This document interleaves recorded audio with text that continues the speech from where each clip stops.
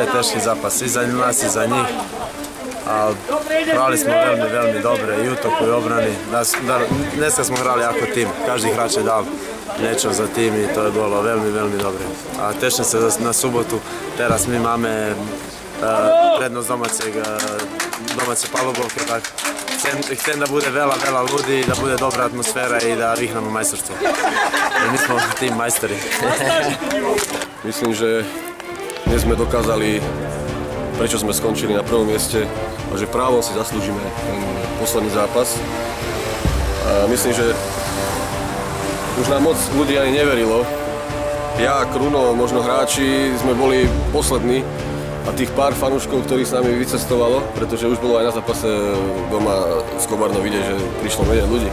Ale bojujeme do konca a verím, že teraz sa naplní hala do prasknutia a že nás podporia tak, aby sme mohli spolu osláviť ten titul.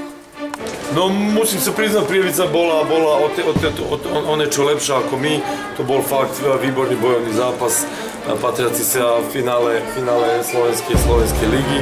A myslím si, že obidve družstva si jednoducho zaslúžili, jasne teraz po tejto výhre, takto na tento spôsob, po tejto výhre Prievidze na tento spôsob rozmýšľam, tie družstva si zaslúžili, aby si to rozdali v poslednom zápase, tak uvidíme, my sme raz tam dokázali, pre nás je dôležité, aby sme sa teraz dali dokopy a máme ešte jeden pokus.